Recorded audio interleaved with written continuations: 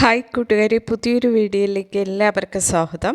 ഇന്നത്തെ വീഡിയോയിൽ നമ്മൾ ഡിസ്കസ് ചെയ്യാൻ പോകുന്ന ടോപ്പിക്, നിങ്ങളുടെ ജിമെയിൽ ഓപ്പൺ ചെയ്യുമ്പോൾ ഇതുപോലെ സ്റ്റോറേജ് ഫുള്ളെന്ന് കാണിക്കുന്നുണ്ടോ?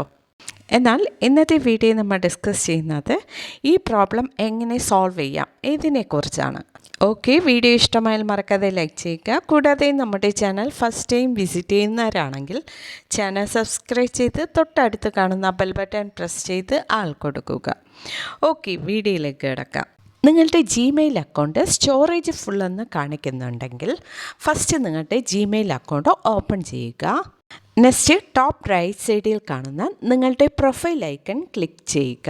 ഇപ്പോൾ ഒരു പേജ് ഓപ്പൺ ആകും. ഇവിടെ നമുക്ക് സ്റ്റോറേജ് ഡീറ്റെയിൽസ് കാണാൻ സാധിക്കും. 15 GB നമ്മൾ എത്ര GB യൂസ്ഡ് ചെയ്തിട്ടുണ്ടെന്ന് അറിയാൻ സാധിക്കും. ഈ പേജിൽ തന്നെ രണ്ട് ഓപ്ഷൻ കാണാൻ സാധിക്കും. Get storage, clean up space. നമുക്ക് ക്ലീൻ അപ്പ് സ്പേസ് എന്ന ഓപ്ഷൻ ക്ലിക്ക് ചെയ്യാം.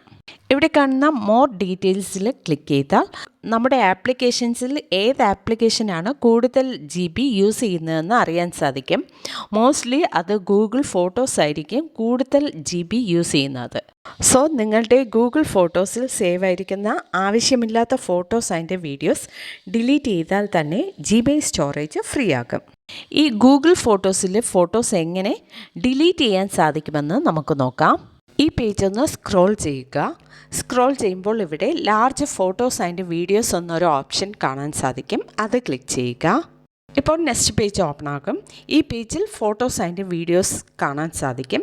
ഇതിൽ നമുക്ക് ആവശ്യമില്ലാത്ത ഫോട്ടോസ് ആൻഡ് വീഡിയോസ് ഡിലീറ്റ് ചെയ്യാം. ഞാനിവിടെ കുറച്ച് ഫോട്ടോസ് ആൻഡ് വീഡിയോസ് ഡിലീറ്റ് ചെയ്യുന്നുണ്ട്. ഇനി നമുക്ക് ജിമെയിൽ സ്റ്റോറേജ് ചെക്ക് ചെയ്യാം.